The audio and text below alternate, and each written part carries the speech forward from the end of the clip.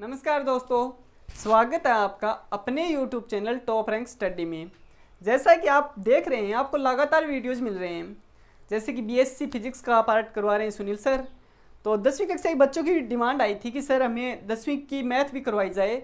तो मैंने सुनील सर से कहा कि वो 10वीं की मैथ भी करवाएं। तो सुनील सर लगातार 10वीं की कक्षा की वीडियोज़ डाल रहे हैं और प्रतियोगी परीक्षा में जो मैथ का पार्ट आता है वो सोनू सर आपको करवा रहे हैं। तो कल की डिमांड थी कि सोनू सर मैथ और रीजनिंग दोनों पार्ट कंबाइंड करवाएं। तो सोनू सर के कल से रीजनिंग के भी वीडियोज़ आपको मिलेंगे और आपको राजस्थान जीके में अनूप सर कला व संस्कृति के पार्ट में दुर्ग करवा रहे हैं। अनूप सर जल्दी ही आपको पटवार के लिए जो कला व संस्कृति का संपूर्ण पार्ट है वो अनूप सर ही करवाएंगे। लॉकडाउन की वजह से हमें कुछ दिक्कत का सामना करना पड़ रहा है। हम जल्दी ही हिस्ट्री, पॉलिटिकल और ज्योग्राफी की क्लास भी शुरू करेंगे। जैसा कि रीड लेवल फर्स्ट व सेकंड दोनों में फर्स्ट व सेकंड लैंग्वेज लेनी पड़ती है, जिसमें इंग्लिश, हिंदी और संस्कृत। ज़्यादातर बच्चे यही इनमें से ही दो लैंग्वेज चुनते हैं। तो इंग्लिश की क्लास भी जल्दी ही शुरू हो जाएगी और हम जल्दी ही संस्कृत की क्लास भी शुरू करने वाले हैं। आज हम हिंदी विषय को लेंगे। तो हिंदी विषय को लेने से पहले मैं बता देता हूँ, यह क्लास आपको रिट, पटवार, एलडीसी, राजस्थान एसआई के लिए बहुत ही उपयोगी रहेगी। तो आज हम हिंदी विषय के बारे में बात करेंगे। तो हम किसी भी विषय को पढ़ने से पहले हमें उसका सामान्य परिचय जानना जरूरी होता है। तो आज हम हिंदी भाषा का सामान्य परिचय बात करेंगे। सबसे पहले हमें जानेंगे भाषा क्या होती है। भाषा शब्द के बारे में जानेंगे। तो भाषा शब्द भाष धातु से बना है। भाष धातु से, धातु होता है संस्कृत में यानी मूल भाषा में। मूल भाषा का जहाँ भी जिक्र होता है तो हम उसे संस्कृत के रूप में देखेंगे, क्योंकि संस्कृत ही मूल भाषा है। संस्कृत सभी भाषाओं की जननी है। अब जो हम संस्कृत में जिसे धातु कहेंगे उसे हिंदी में हम क्रिया कहेंगे।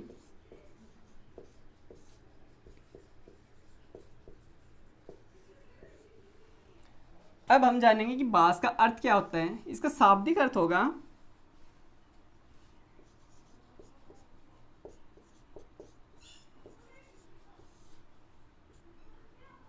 विचार प्रकट करना।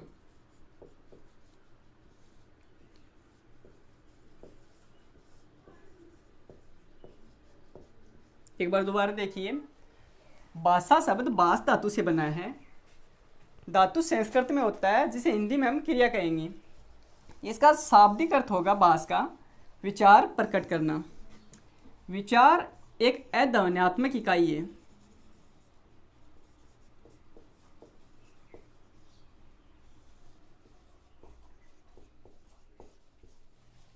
अगर हम विचारों को ध्वनि का रूप देंगे या ध्वनि का जामा पहनाएंगे तो उसे हम भाषा कहेंगे।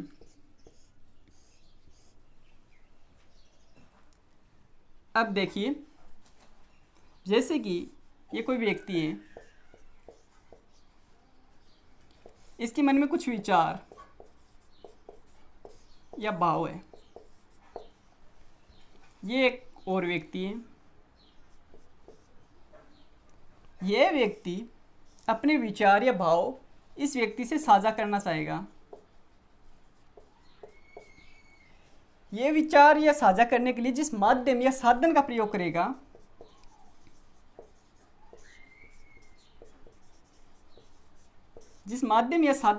करेगा उसे ही हम भाषा कहेंगे। शाब्दिक अर्थ में हम ले सकते हैं कि भाषा विचार विनिमय,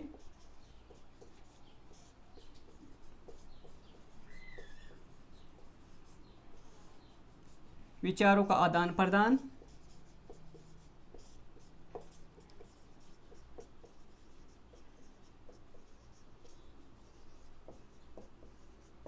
या विचारों का लेन देन।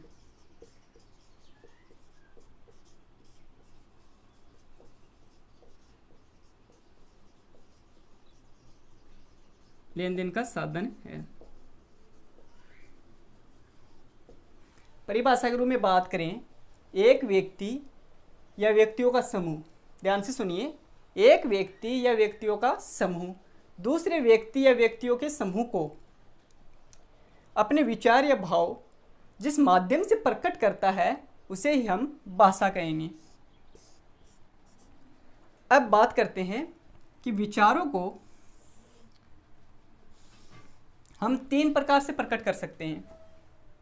नंबर 1 पे हम लेंगे मौखिक, नंबर 2 लिखित, नंबर 3 सांकेतिक।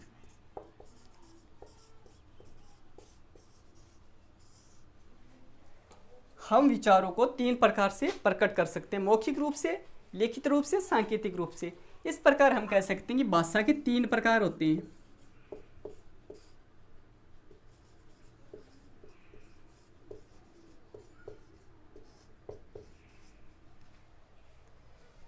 देखिएगा, नंबर 1 मौखिक भाषा, लिखित भाषा और सांकेतिक भाषा। हम विचारों को सुनकर या बोलकर प्रकट करते हैं, वो मौखिक भाषा होगी। ध्यान से सुनिए, मौखिक भाषा में हम अपने विचार सुनकर बोलकर प्रकट करते हैं, जैसे कि नेता के द्वारा दिया गया संवाद, आपसी वार्तालाप, मौखिक साक्षात्कार, ये मौखिक भाषा में आएंगी। नंबर 2 पर हम बात करते हैं लिखित भाषा। लिखित भाषा में हम अपने विचार लिखकर, पढ़कर प्रकट करते हैं। प्राचीन काल में हम अपनों से दूर रहते थे या हमारे जो परिवार के हैं वो विदेश में कमाई के लिए जाते थे, तो चिट्ठी या पत्र पत्रिका का प्रयोग करते थे।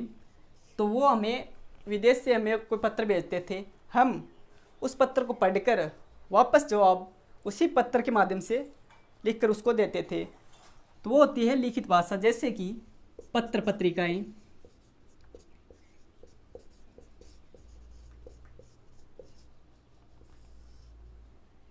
पाठ्य पुस्तकें,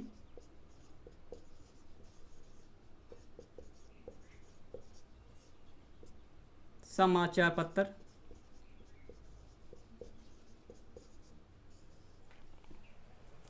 नंबर 3 पर हम लेंगे सांकेतिक भाषा।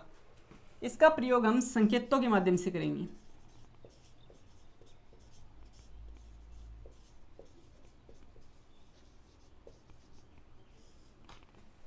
सांकेतिक भाषा का प्रयोग हम संकेतों के माध्यम से करेंगे, जैसे कि यातायात पुलिस का सिपाही चौराहे पर खड़ा होकर आवागमन के साधनों को आने जाने के लिए अपने हाथ का इशारे का प्रयोग करता है।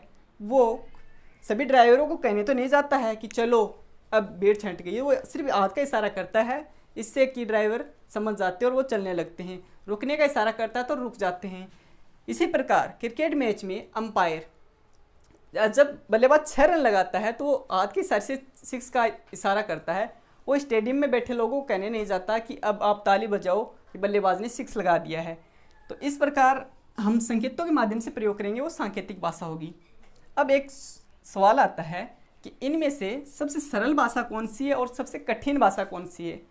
रीड के साथ ही ध्यान दें, शिक्षण विधियों के लिए महत्वपूर्ण है ये। इनमें से सबसे सरल भाषा कौन सी है और सबसे कठिन भाषा कौन सी है। तो हम सबसे सरल भाषा के रूप में मौखिक को लेंगे और सबसे कठिन भाषा के रूप में सांकेतिक को लेंगे। समझ में आया होगा। एक बार दोबारा देखिए, हम विचारों को 3 प्रकार से प्रकट कर सकते हैं, मौखिक रूप से, लिखित रूप से, सांकेतिक रूप से। इनमें सबसे सरल भाषा होगी वो मौखिक होगी, सबसे कठिन होगी वो सांकेतिक होगी। आगे बढ़ते हैं। भाषा की विशेषताएं। नंबर 1 पर हम लेंगे भाषा अर्जित संपत्ति है।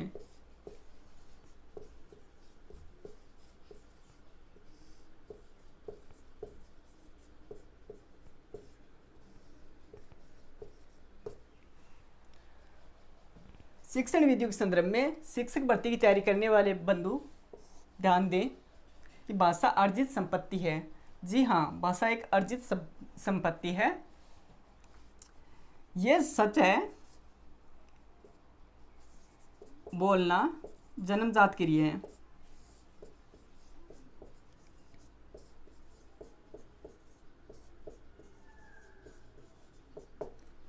बोलना जन्मजात क्रिया, पर क्या बोलना है, कैसे बोलना है, यह हम अपने पास पड़ोस, अपने बुजुर्गों से, अपने माता पिता से, अपने गुरुजनों से सीखते हैं। तो हम कह सकते हैं कि भाषा एक अर्जित संपत्ति है। भाषा अनुकरणात्मक है, भाषा अनुकरण से सीखी जाती है। तो नंबर 2 पर हम विशेषता लेंगे, भाषा अनुकरणात्मक होती है।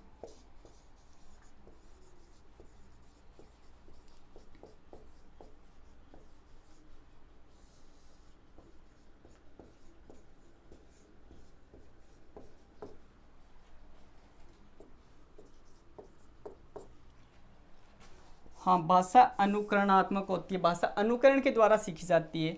जब छोटा बच्चा होता है तब उसकी मम्मी उसे बोलना सिखाती है, कहती है बेटा दा दा।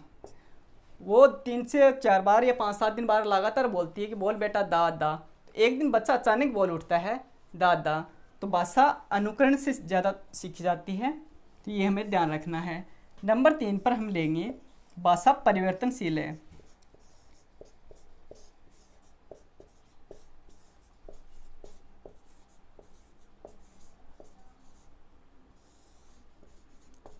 जी हाँ, भाषा परिवर्तनशील है। जैसे कि हम जानते हैं कि मूल भाषा यानी संस्कृत सभी भाषाओं की जननी है। संस्कृत से ही पाली, प्राकृत, अपभ्रंश इस प्रकार की भाषाएं हुई। तो भाषा का परिवर्तन होता रहता है। हम अपनी सुविधा के अनुसार अपने शब्दों का प्रयोग करते हैं। तो इस प्रकार हम कह सकते हैं कि भाषा परिवर्तनशील है। नंबर 4 पर हम लेंगे भाषा का मानक स्वरूप होता है।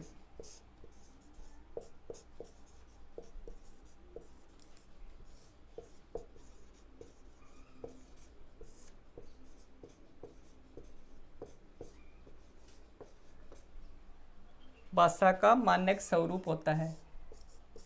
एक भाषा के लिए हमें लिपि की आवश्यकता होती है और एक निश्चित व्याकरण। एक भाषा में लिपि और व्याकरण का होना अनिवार्य होता है। नंबर 5 पर हम लेंगे, रेट की तैयारी करने वाले साथी ध्यान दें, भाषा कठिन से सरल की ओर सीखी जाती है।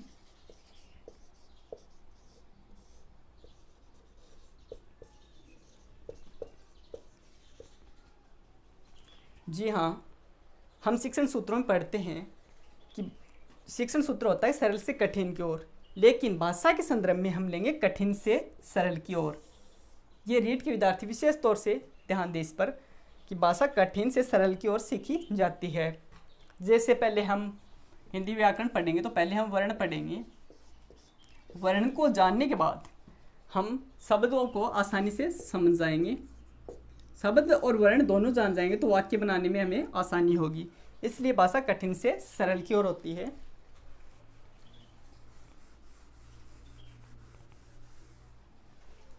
अब हम बात करते हैं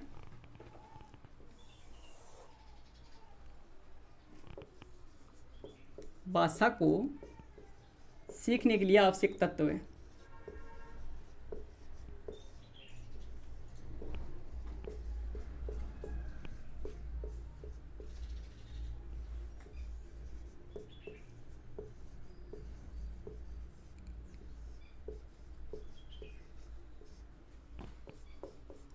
जी हाँ, हम सीखेंगे भाषा को सीखने के लिए आवश्यक तत्व कौन कौन से हैं। ध्यान दीजिए, नंबर 1 होगा जिज्ञासा।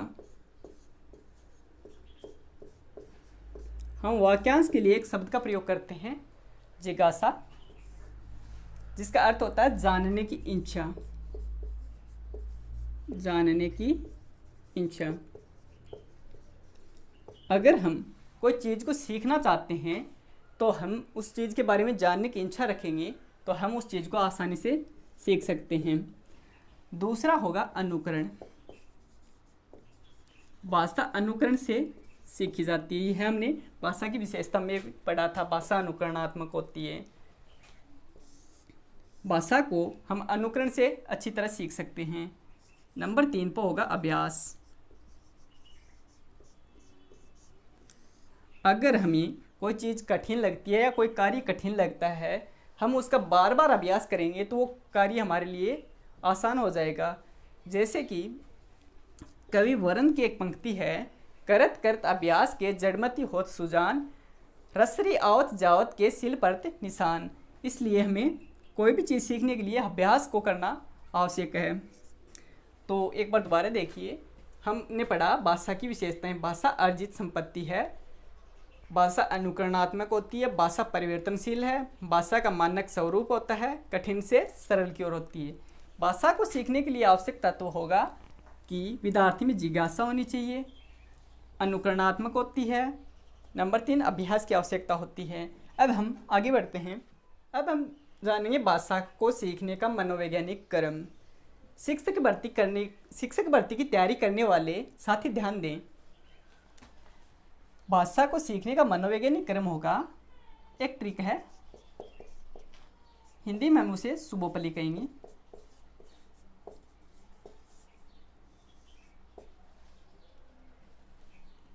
सो से हम लेंगे सुनना,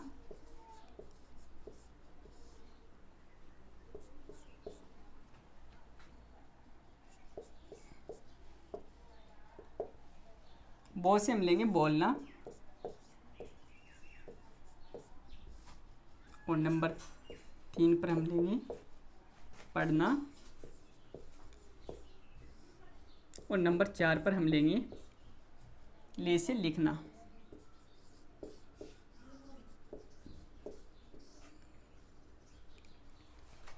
और इसी ट्रिक को हम संस्कृत में कह सकते हैं सर्वपले। इंग्लिश में लें तो हम LSRW, listening, speaking, reading, write. सर्वपले में श्रवण, वदन, पठन, लेखन। अब ध्यान से सुनना कि बालक सर्वप्रथम सुनता है, फिर वह उसको बोलता है। पहले सुनता है, उसको बोलता है, मतलब अनुकरण करता है। फिर पहले पढ़ना सीखता है और फिर लिखना। तो इसको हम कह सकते हैं सुनना, मतलब सुनकर ग्रहण करना। सुनकर ग्रहण करना।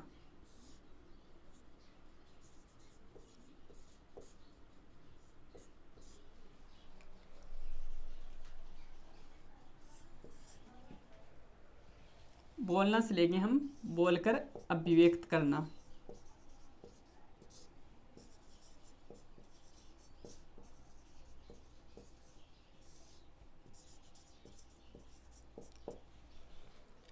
पढ़ना से लेंगे पढ़कर ग्रहण करना। पढ़कर ग्रहण करना।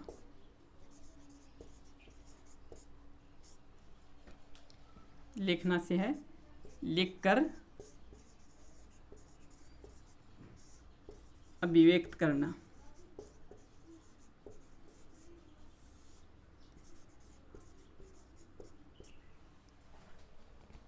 ध्यान दो, सुनना से सुनकर ग्रहण करना, बोलना से बोलकर अभिव्यक्त करना, पढ़ना से पढ़कर ग्रहण करना, लिखना से लिखकर अभिव्यक्त करना। रीट या शिक्षक भर्ती की तैयारी करने वाले साथी ध्यान दें, हम इसे ग्रहणात्मक कौशल कहेंगे।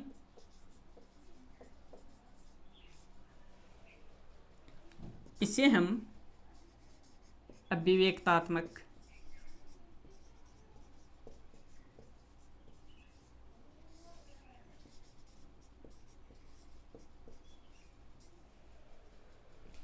इसे भी हम ग्रहणात्मक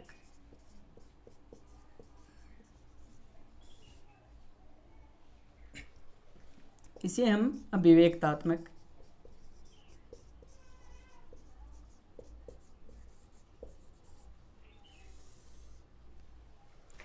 रेट के साथ ही फिर ध्यान दें, सुनना और बोलना, ये दोनों कौशल ग्रहणात्मक कौशल हैं और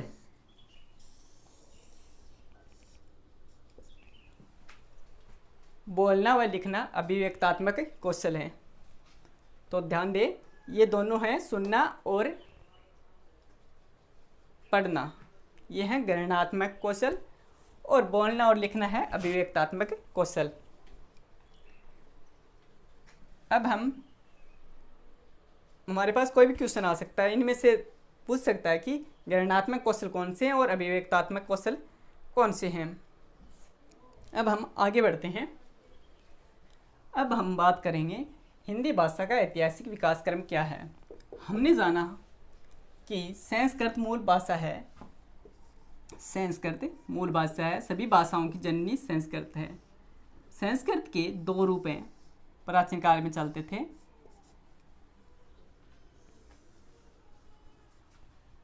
एक तो वैदिक संस्कृत,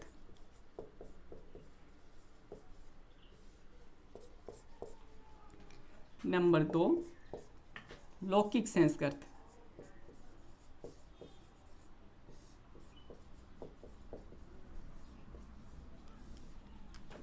वैदिक संस्कृत में वेद और उपनिषद लिखे गए।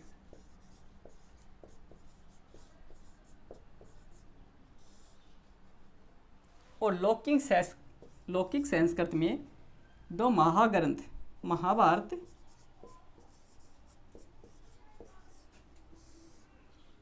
और रामायण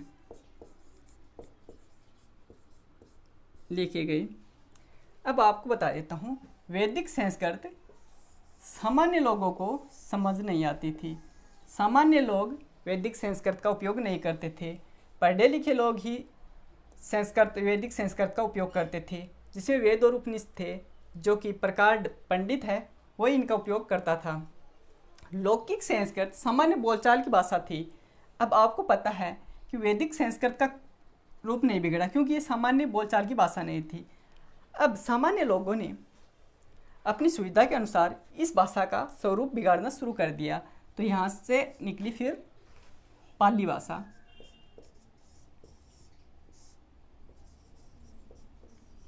पाली भाषा बौद्ध धर्म की भाषा है। अधिकतर बौद्ध साहित्य पाली भाषा में ही लिखे गए। लौकिक संस्कृत से पाली भाषा को उदय हुआ। ये बौद्ध धर्म की भाषा है, इसमें अधिकतर बौद्ध साहित्य लिखा गया था। पाली भाषा का स्वरूप बिगड़ना शुरू हुआ तो इससे भाषा निकली प्राकृत भाषा।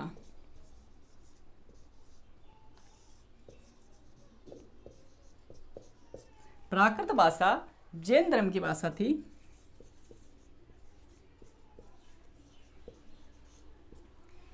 इसमें अधिकतर जैन साहित्य प्राकृत भाषा में लिखा गया। प्राकृत भाषा से अपभ्रंश भाषा निकली। अपभ्रंश भाषा का एक रूप था शौरसेनी अपभ्रंश।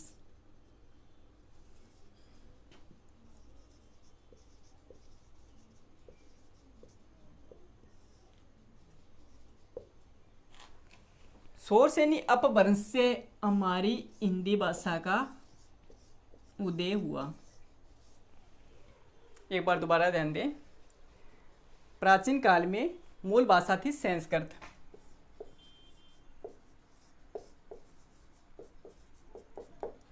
संस्कृत के दो भाग थे, एक तो वैदिक संस्कृत, एक लौकिक संस्कृत। वैदिक संस्कृत में वेद और उपनिषद लिखे गए, लौकिक संस्कृत में दो महान ग्रंथ महाभारत और रामायण लिखे गए। अब लौकिक संस्कृत का स्वरूप बिगड़ा तो पाली भाषा का उदय हुआ। पाली भाषा बौद्ध साहित्य यानी बौद्ध धर्म की भाषा थी, इसमें अधिकतर बौद्ध साहित्य लिखा गया। पाली भाषा से संस्कृत प्राकृत भाषा हुई। प्राकृत भाषा में जैन धर्म की भाषा थी और इसमें जैन साहित्य लिखा गया। प्राकृत से अपभ्रंश भाषा आई। अपभ्रंश का ही भाग सोर्स यानी अपभ्रंश से हमारी हिंदी भाषा का उदय हुआ। ये हिंदी का ऐतिहासिक विकास क्रम था। अब हम जानते हैं हिंदी का संवैधानिक। अब हम बात करते हैं हिंदी का संवैधानिक विकास। तो भारतीय संविधान में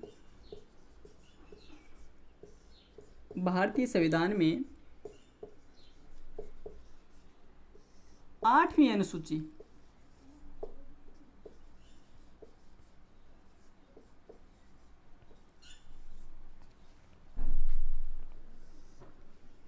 भारतीय संविधान में 8वीं अनुसूची में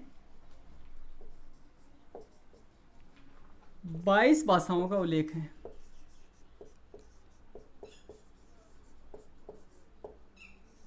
22 भाषाओं का उल्लेख है।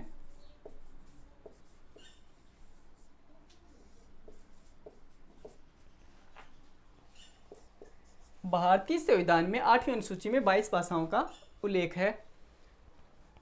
इन 22 भाषाओं में हमारी हिंदी भाषा भी है।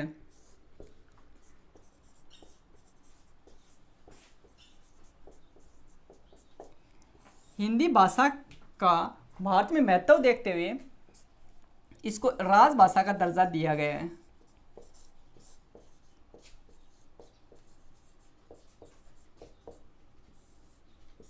इसको राजभाषा का दर्जा दिया गया है, जो संविधान के भाग 17 अनुच्छेद 343 से 351 तक, अनुच्छेद 343 से 351 तक राजभाषा का प्रावधान है।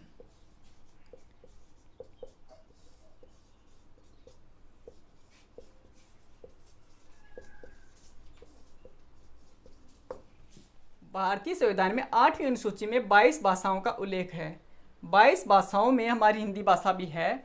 इसको राजभाषा का दर्जा दिया गया है। भारत में इसका महत्व देखते हुए भाग 17 अनुच्छेद 343 से 351 में राजभाषा का प्रावधान है। अब थोड़ा और समझिए। एक होती है बोली, एक होती है भाषा और एक होती है राजभाषा।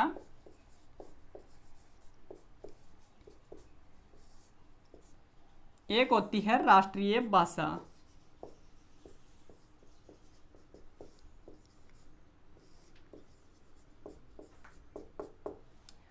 बोली है, इसका क्षेत्र सीमित होता है।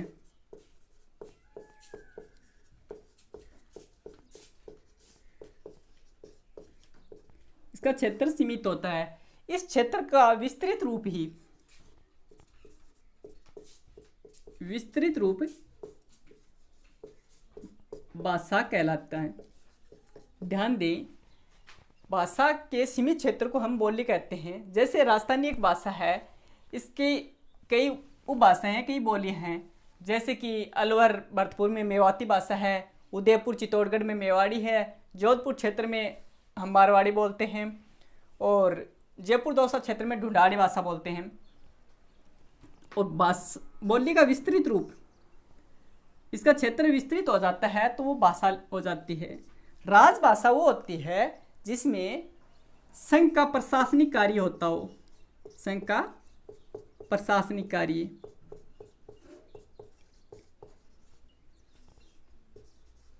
यानी कि प्रशासन की भाषा।